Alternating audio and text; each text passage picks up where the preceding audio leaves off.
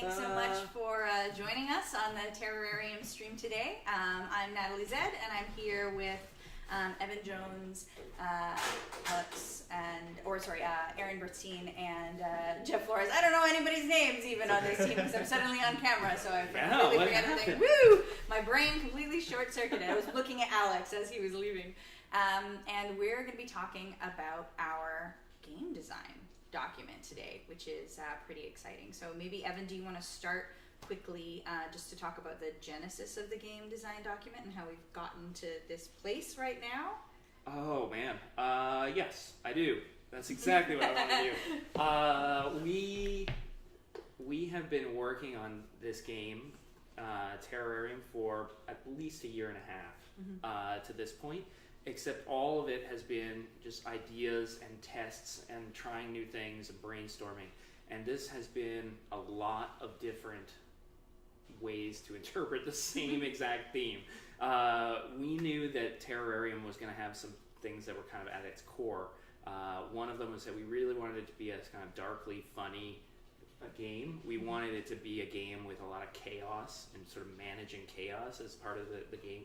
And then we also knew that we really wanted to have kind of characters that we remembered in it.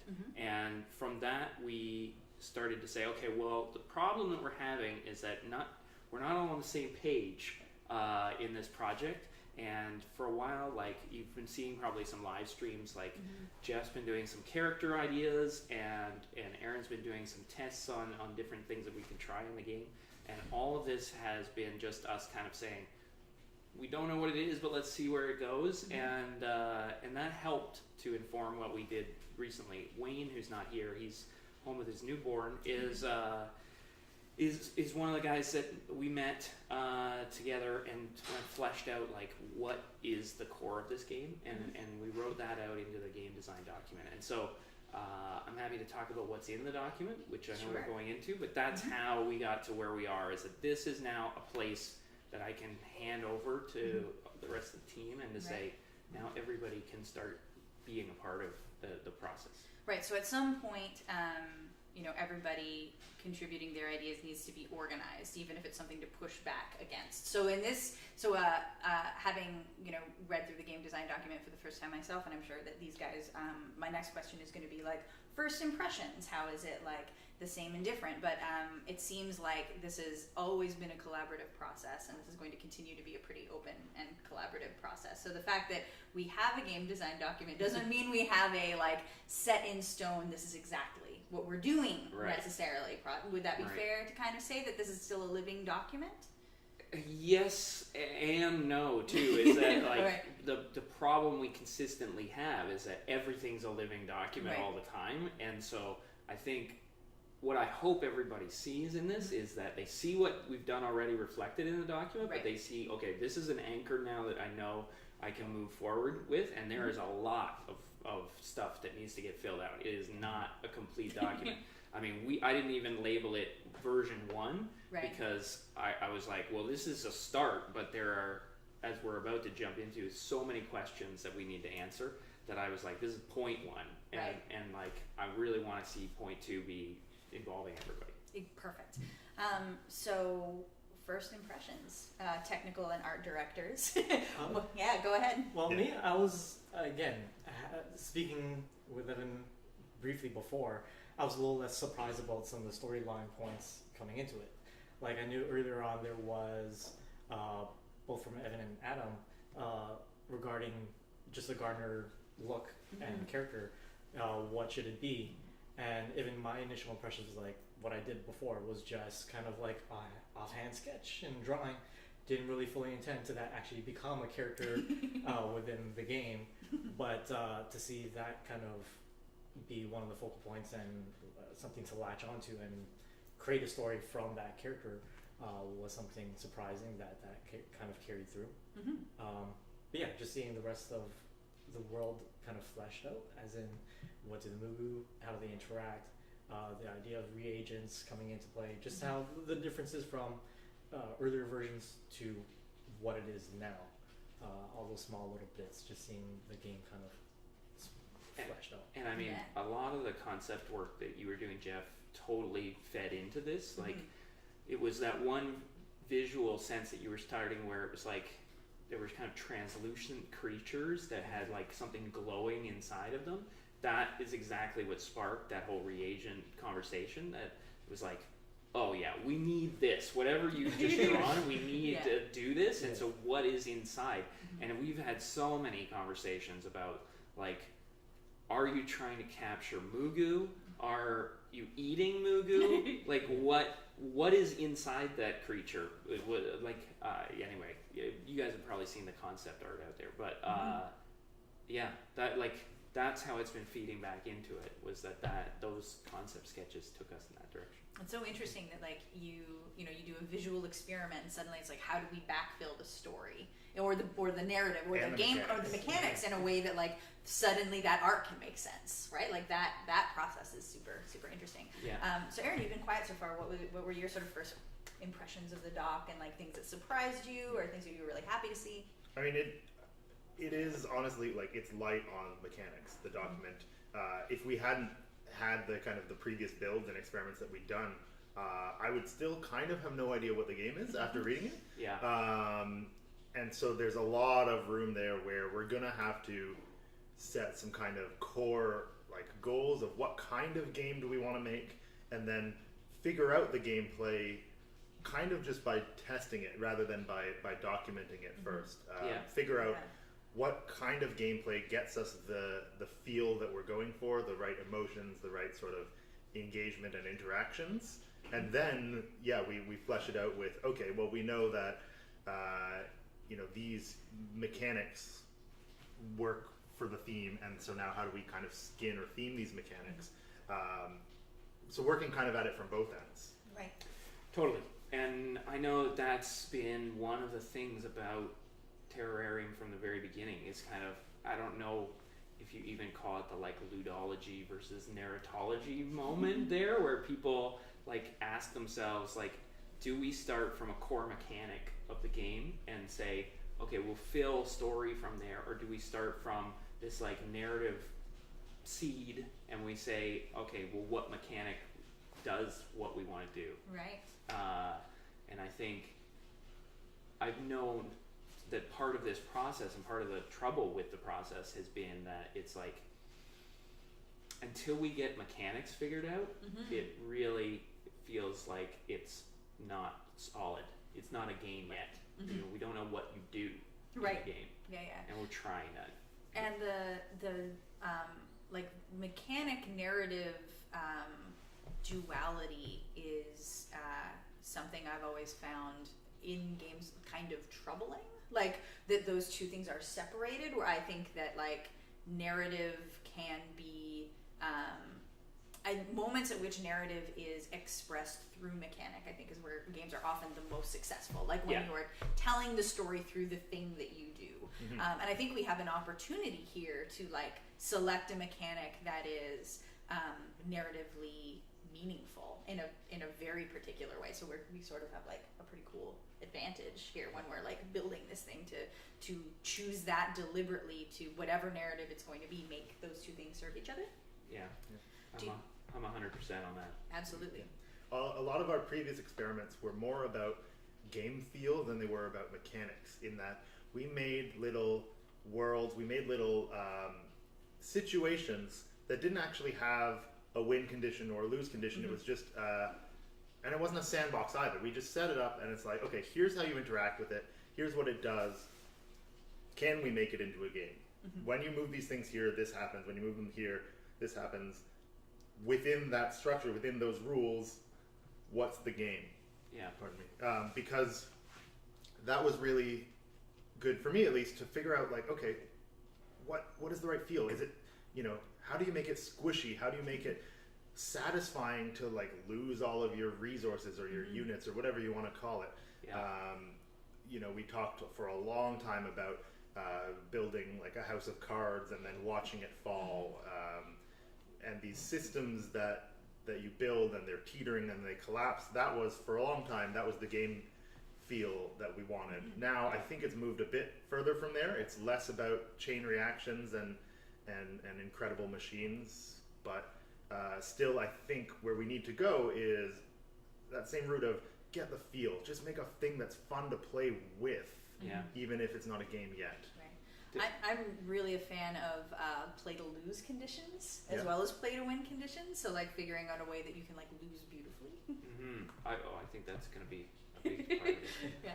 And I think part of it is like now that we actually have this kind of backstory to use the storyline and narrative to our advantage, because I think in the last version it was levels upon levels, but nothing to kind of drive the storyline and create this empathy beyond than just what you see. So you didn't really kind of grow along with your characters. So I think in this case we have that opportunity to to have our Gardner character and see how does she progress from one stage to the next, but also have, when we think of the bosses now that creatures that we capture at the end of the each level, how do we create that kind of tension that I think is part of the theme of both having empathy for the bad creatures also. And it's like, how do you create it so that by the time you get to end of the level, you actually have this another internal kind of discussion with yourself, saying, is this a good thing too? Capturing this character, kind of something that the Gardner's also kind of going through.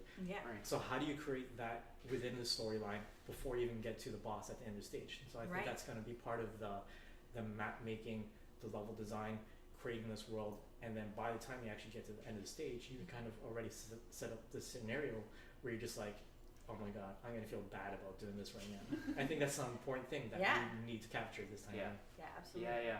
Does somebody want to maybe quickly go over what the narrative is? Like, Sure. you know, what? Like what is the story as it exists? How many minutes have we been in this? No. Like, this is exciting. Yeah. Do you guys want to do it? I'm happy to do it, but if you want to take it, Take it away. Okay. The concept, the big shift happened for us when we created a game prototype that was all about Mugu. And Mugu are these little kind of fungi-like creatures that move around. Mushroom dudes. These little walking mushrooms. And the whole point of Mugu was that they breed in the corpses of their brothers and sisters. And so when one dies, another one comes over and fertilizes it, and 3 or 4 grow out of that. And so because they replicate, it was all this like references to like tribbles and things, because the whole idea of these Mugu were that you had to try to control them. You wanted them to grow so that you could do the tasks you needed, but you wanted them to not overwhelm you. And if you screwed up by getting too close to like some flaming thing, then suddenly you would have this like huge outburst of Mugu, and then you would be screwed because they were just everywhere. So that's what we had, and the big epiphany for us was that's fun in some ways, but you didn't connect with these Mugu, and we felt that centering it on a character, like creating one character that said, okay, you are not playing as Mugu because they're just dying and breeding and coming in and out, and it was kind of like this real-time strategy game where you were way up here playing. And we said, no, we really want to be there, and we want to see it through some avatar. So we created this primary character, and we said, okay, there's a character, we're going to call her the Gardener. And the Gardener is using Mugu. And so the idea is that the Gardener is expending them, killing a lot of them, breeding a lot of them. And it started to bring up these questions of like, what is the morality of this Gardener? Because this Gardener seems to have no remorse for like millions of Mugu to die, like murdering lots of tiny sentient little mushroom bros. Like, well, it's because she considers them to be plants. Yeah, and so that started us down this narrative of like, why do we not care about plants? and it just came up of like, we just cut like, like mowing the lawn is just a brutally.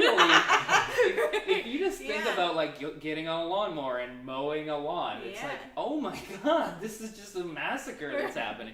And it really started to take us down this path of like kind of pointing at the humor of like, it's just plants, and just kill them all. Plant violence is somehow fine. Like robot violence. Like there are certain things you can just kill indiscriminately zombies, and people just don't feel bad about, So, right? yes, we didn't want it to be a game where we had like a huge moral compass, but we As soon wanted... as it's a mammal, like that's just too much. Right. Yeah.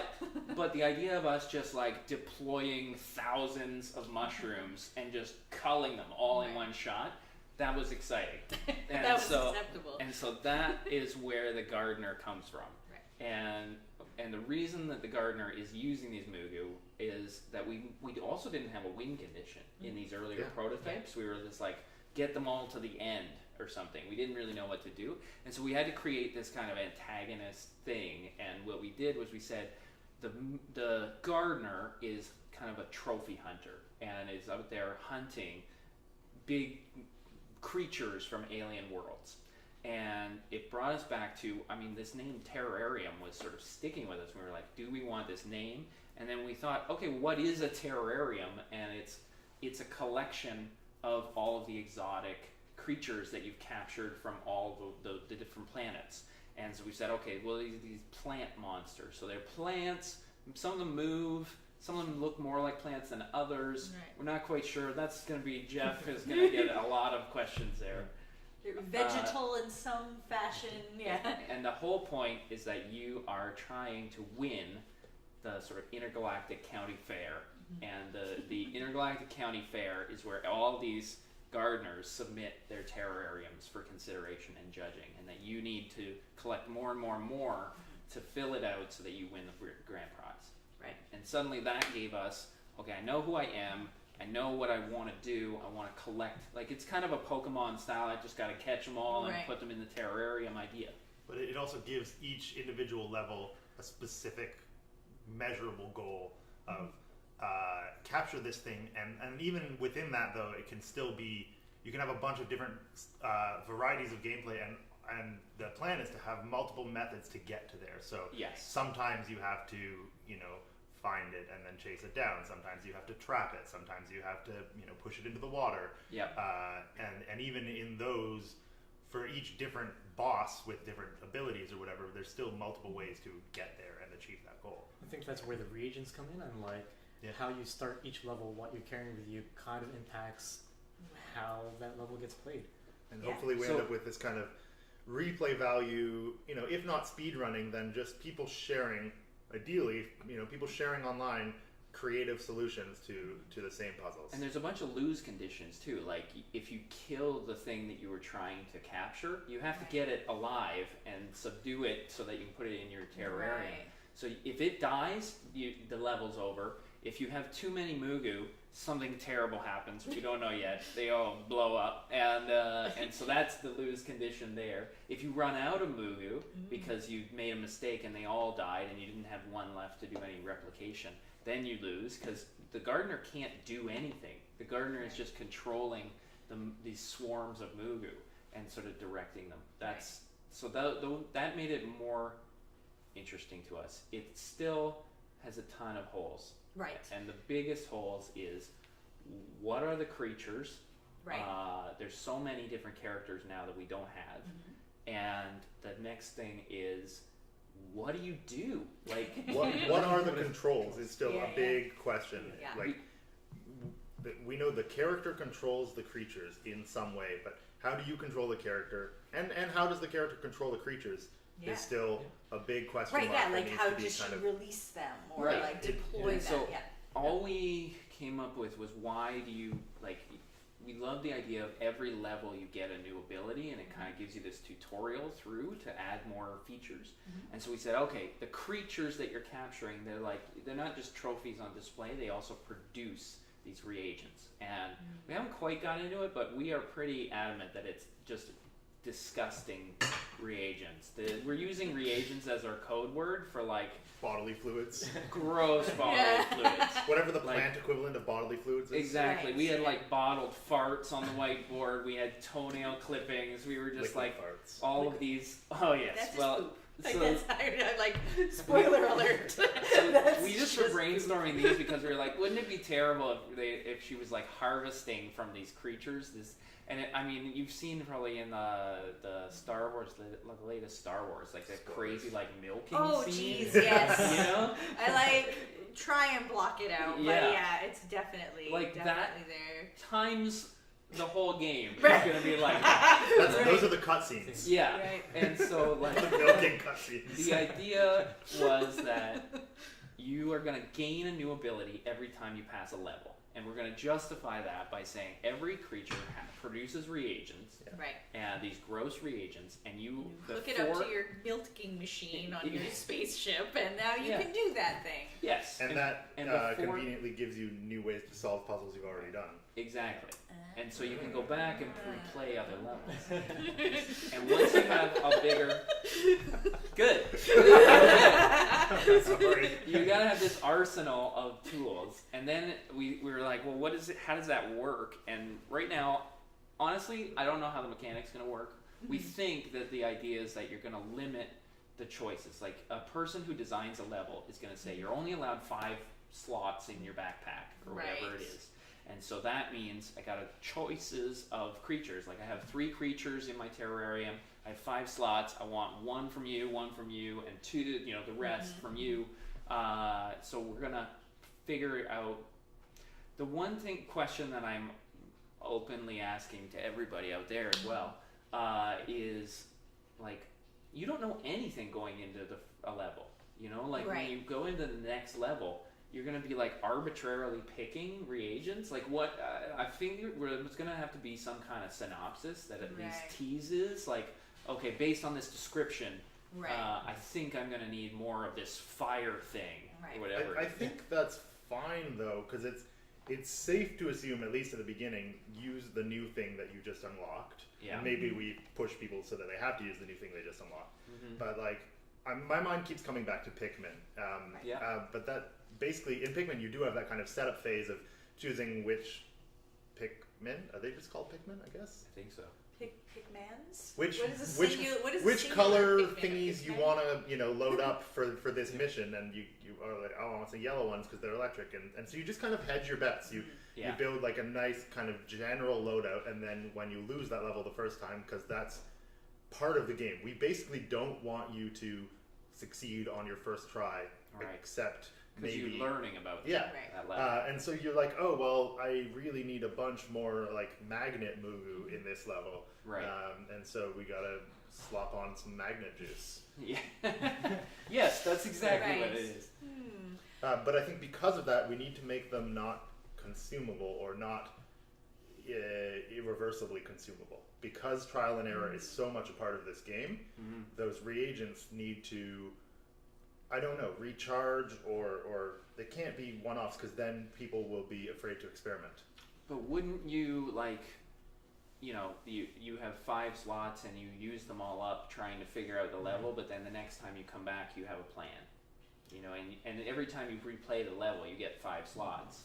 Right, but the reagents that you're putting into those slots. Oh yeah, they're going to be at the moment infinitely rechargeable. Now, if we were other game studios, people would be like, oh, they're on a delay timer, and then you have to pay to recharge them, and that is not where we're going. Yeah, no. But that's just flat out where every other game has been. Well, we were talking about this. I say we. I don't remember who and when and where. But me and some other people who work in the free-to-play mobile games industry were talking about how some games use the timer for actions, and they lock you out so you can't do anything until the timer's up or you pay to advance the timer. And other games just put the rewards on a timer. Actually, I do remember who I was talking to now. Do you know Cats? Crash Action Turbo Stars from the makers of Cut the Rope. Anyway, it's a robot fighting game, and they put the rewards behind a timer. You can always play. There's always something you can do, but you have your loot box that's unlocking 8 hours from now, and you can pay to advance that. I think the world has spoken on loot boxes in the short That's term. true. I mean, they're loot boxes. Isn't Congress presently investigating loot boxes or something? Yeah. I mean, I think the idea is that you can always clip more toenails every time you go back to the. There's an infinite toenail generator. You can Yeah. grind for toenails, or you can wait 8 hours to get a whole foot. No, I think you just go for All right, it. you heard it now. It's not free to play. One of the things is being comfortable with losing and losing in big Right, ways that's too, the thing, and yeah. exploring that and having the freedom to say, I just want to lose this level and not care about the boss. Right. I'm I going to just lose wanna I just want to do spectacularly. something cool here. Yeah. Well, and it sets up the idea of like I played this level with all magnets. You Oh, know? yeah. And like to be able to show how you can do it in the various ways. Yeah. Right. That's We- the puzzle play that's going to be tricky to build. We should probably have a Zen mode. Yeah. Yeah. Or With nothing. Well, just with no time limits and maybe fewer lose conditions. Okay. I think it might be interesting to have like difficulty that's that sort of curves according to how many goals you have. Do you know what I mean? So it's like goal 1, catch the thing alive. Goal 2, catch the thing alive with X number of Mugu alive. Well, that's Goal right. 3, catch the thing alive with X number of Mugu alive in this much time. Yeah. You know what I mean? And you can Yeah. like get better rewards depending on like how many of those like goals you unlock. And we've seen that on like how well you beat a level, like how many stars did you get? Yeah, exactly. Right. Like and But so this is more like this is going Is to be it a achievement? bad analogy for most people watching, but Global Game Jam has these optional constraints that you can give yourself. Exactly. So, I mean, Global Game Jam, there are no prizes, but you have so like you said, where I'm going to try and beat this level with all magnets. Players will do that for themselves anyway. Hopefully, some sort of community will be built around finding weird ways to build it to make it work with self-imposed rules. But we can build that in. We can have it so you can check some boxes and not hidden achievements, but just like I'm going to try and do this with all magnets, and if you do, then you get a thing. And Custom it's kind of rules. opt-in custom rules that you can All then Lucio's share. all the time. Then you can share, and other people can try and beat your record with those same rules. But we can build that in instead of having and I have a be feeling social. that like level design, like we've been talking. One of the other big things is this maker mode. And I think that is good. Like, why not give people who are making levels the option to do those kinds of Absolutely. things? To say these are the different achievements in this level. Like you can play it with 20 things in your backpack, or you can play it with one thing in your backpack, or whatever. And like give those things out there. I like the constraint of like, but you have to pass it yourself. Like Mario Maker. You have to beat the level it has yourself. to be beatable. Like it has to be. Beat it with one single Mugu alive. You know what I mean? Like whatever kind of weird like thing you want to do. So this just occurred to me right now, like during this conversation. So it might be a terrible idea. But when you're talking about maker mode, you're talking about like level design exclusively. What about creature maker? Like if you have to design, like if there's these boss plants, right? Like do you foresee players having the opportunity to customize what monsters are at the end? Conversation did come up and was specifically earmarked as like, we got to see if we can afford to build this game. Fair. That's fair. Because as soon as we started being like, you can pick different arms and different heads, and I was like, we're barely going to get this thing animated on the budget that we have right now. I mean, I'm not asking you to rebuild Spore. Like to be clear, But wouldn't it be awesome? It would be pretty awesome, right? And from a code point of view, we've kind of done it already. The previous iteration of Maker Mode, you could tweak the sliders and change the behaviors and the personalities. You could take a Mugu, use the assets like the sprites from one that already exists, and then turn it up. And it's like, okay, this is a right. And this one can't walk on water. This one can, and we can do that with the bosses. We can definitely expose all of those sliders that I think we want make to do up that. what the boss is sometimes. And we also we then ask questions about like, is there any constraints at all? Like for instance, if we made a big lumbering like animation, would we want to say, look, this thing cannot go above a certain speed because that's just the way it's creatively set? Or do we even care? Like, it might affect some things like animation wise and frames and how things look. But also, if we don't care about the if we want it to Maintaining look that. ridiculous, right? Think Like Right. if we want, if I've learned yeah. anything That from goat watching simulator YouTube, style. Yeah. it's that we should make the sliders go, Further? like 25% further than we think is healthy. 100% agree. No middle slider. If I've learned Exactly. anything from Monster Factory, one of my the great loves of my internet life, like no middle sliders. Like make it go like past the point you think it's broken. Yeah. Right? Right. And Let people tweak that. customize the personalities. If you want a Mugu that has, 1,000,000 HP and is really, really angry, but also like, I don't know. Man, I've had a good one coming. But if you want to make one that's like really angry and also really horny, and then another one that like runs away all the time, and Right. I don't know where that was going. Let's just cut Right, that right, out too. Yeah. One that can walk on water, and one that thinks it can but can't. Right. Right, Yeah. or whatever. Yeah. But that's right. one thing I came out of the reading the doc was some questions about the Mugu, because I wasn't sure if the group that you had around you always had to be one type of species or they could be Right. a mix, Right. and also their personalities. Do they kind of interact on their own with the world around them? Do they just start taking off? Do they fight each other? Right, Like, do yeah. they have their own personalities to the point where they're their own character? They're just not a tool. Mhm. Yeah, that's a really good question. So right now, I typed up this based on Wayne's and Adam's notes, and so this is an open conversation still. But the idea was that like Mugu are building blocks for anything, and the thing I'm handing to the team is like we don't know what that is. Right. We don't know what that means. One of the things we were like, it would be great if you like sucked up a bunch of Mugu and then you Right. shot them out like a cannon, and then they would splatter and scream. But then we were like, what's a second thing? And then we were like, is it that they are attracted to water and they drown themselves and they make this bridge? That was one that we did in the prototype that we really liked. There's so many other things to brainstorm, and that's where we need to be. I know that we maybe don't feel like we're having a meeting right now because we're kind of waiting for this live stream to go on, but I think the brainstorming is what we need now. Let's think of 60 things that Mugu could do, so that we can pick our favorite 10 and make those behavior. What is it? Do you remember the Big Hero 6 film? They had this guy who did like nanotech, and like he just could turn into anything, like this big tidal wave of little tiny robots and stuff. Tiny nanites or whatever. Yeah, it was like that of like the Mugu go and do stuff and become things, or I don't know yet. But it was it was that they all turned at the same time. The only reason they all turned at the same time, to answer that, is that we're just like, it's a tough control thing.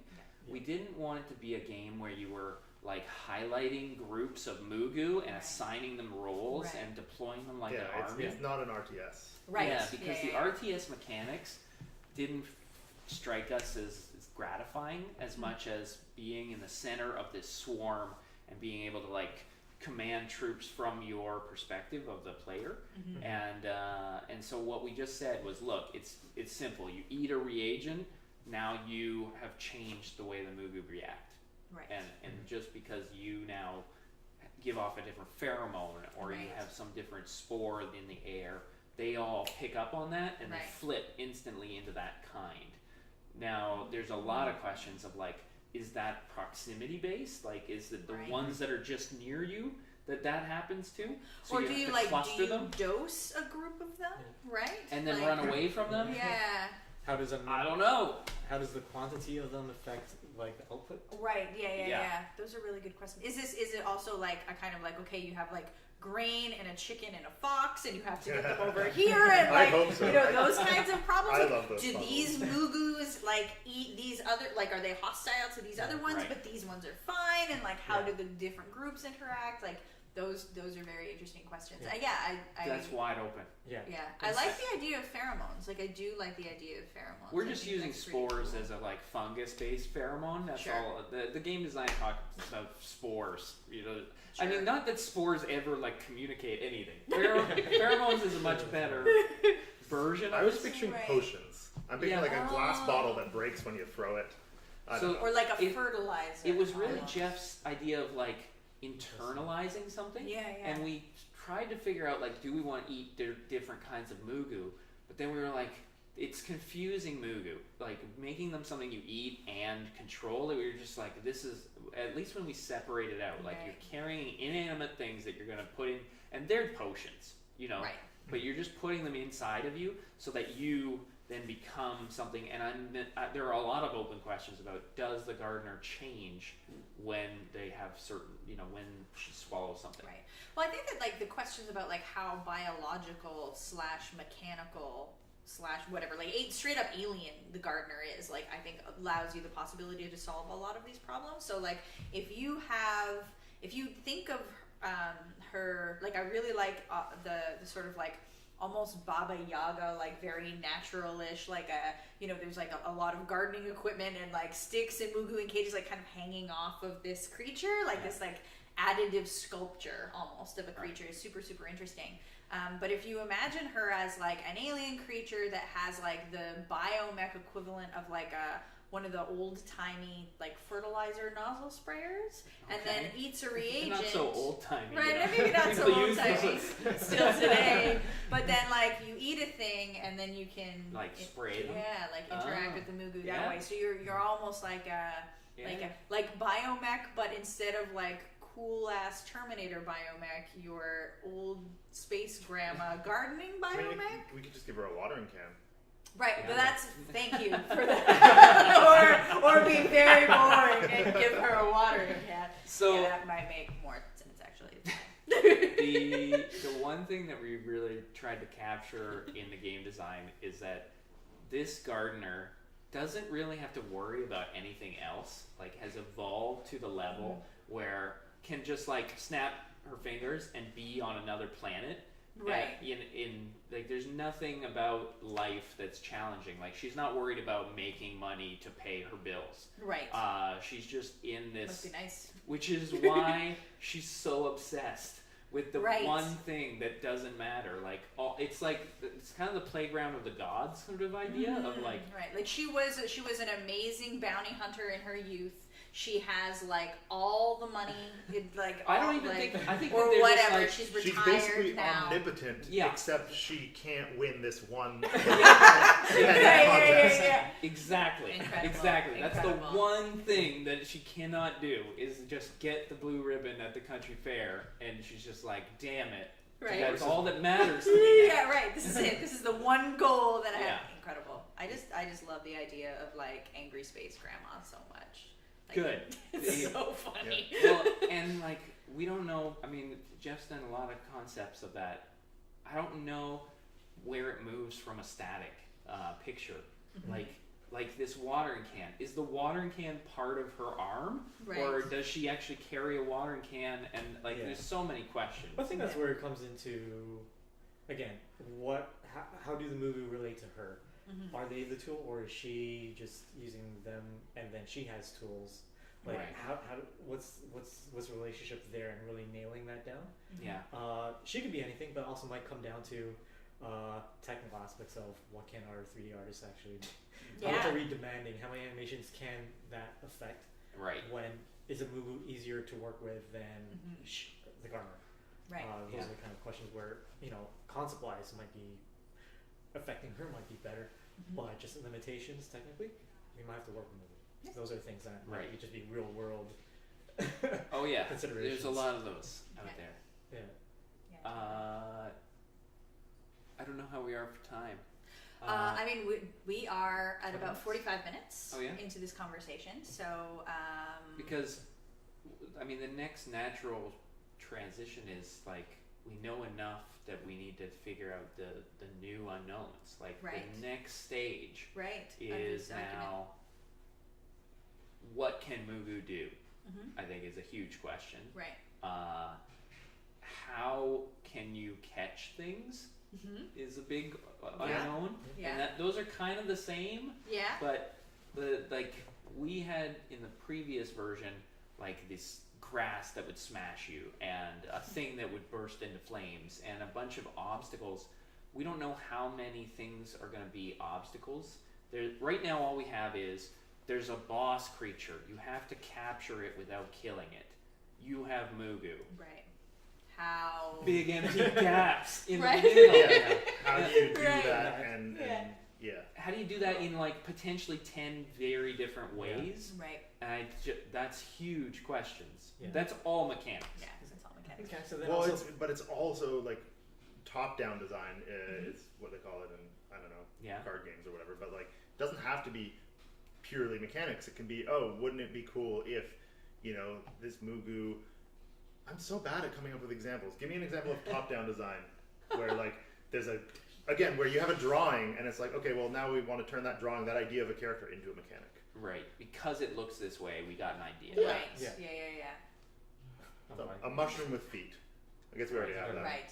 yeah. Right, but the mushroom with feet naturally then gives us the mechanic that they move. Sure. It's your example. Right. So now a different mechanic, an antlion.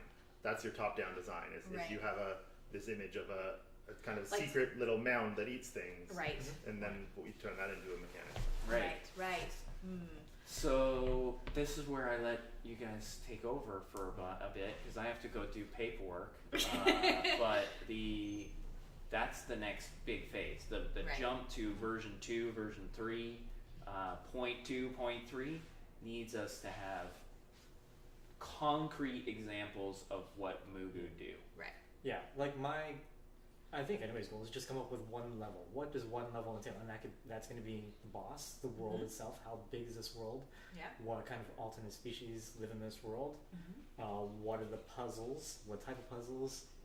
What are the themes of these puzzles? Like, are they just small, little one-part puzzles, or are they multiple? They lead into one another. Like that's a theme. Because that's where I see the Incredible Machine come back into it. Is the multi-part puzzles. Yeah. Right. And I mean, even in our brainstorming, we were talking about the multi-rooms of like a Zelda game, where you've got to get through this room to get to the next Right. part. And it's not that we're leaving the level; it's that the level has stages. And Yeah. that's where I start to look into other games, and I'm seeing, is it better to have one isolated room lead into another versus a large map? Like you look at something like Monument Valley, where it's a beautiful game, just very isolated, small thing that does, you go through a door and you're into the next level Right. that proceeds, versus something, again, maybe talking bashing, where it's endless, well not endless, but multiple stages, platforms that all continue. What is appropriate for our puzzles for this game? And Well, decide if upon it's that. planetary, right? You could certainly do things where you could revisit a star system or a planet, and at the first level, you can harvest from this one moon, but once you have these other 3 reagents, suddenly this planet opens up. You know what I mean? And you have this intergalactic map where different parts of each system open up once you have you go through the easiest stages of all of them or some of them, and suddenly you can backtrack and things kind of open up Now again. you can and crouch things so open up. you can get to this other part of the Right, map. or now you found this one species of Mugu that interlink like army ants can. So that means you can build this other thing to finally get across the thing and capture the secondary boss monster over here, right? Right. There are different ways that you can structure it that way. I think the thing that's always struck me about Mugu is not necessarily what each individual Mugu can do, because one Mugu can do one thing, replicate, right? That is kind of the only thing that what is a single Mugu good for? Nothing, right? On its own, unless there's a dead body in which it can when it can replicate. Yeah. What makes them interesting is what they do together. So it's not even necessarily what does a Mugu do? It's what does a collection of Mugu do? In particular, so there's kind of 2 matrices there, right? One is when you get enough of one kind together, what does it do? And that can be several answers, right? It's when you have 5 of them, they heat up. When you have 20 of them, they can burn things. When you have 50, they explode, right? Right, that's a potential thing. But also, what happens if you combine this kind and this kind? If this is a hot kind and this is a cold kind, and you put them together, do you get steam? Can you float a thing? You know what I mean? There's also, I think, the question of what do those collections do when they interact? Yeah, I mean, that's back to something earlier I was thinking about, is where does the level of openness allow for a player just to play around with Moo? Mm-hmm. Like if there's certain limitations, like they can only be this right now, Right. are we really kind of limiting to the player in how much they can really explore if they can only do one certain action Right. and Right. not these kind of unexpected combinations? Right. I think I would push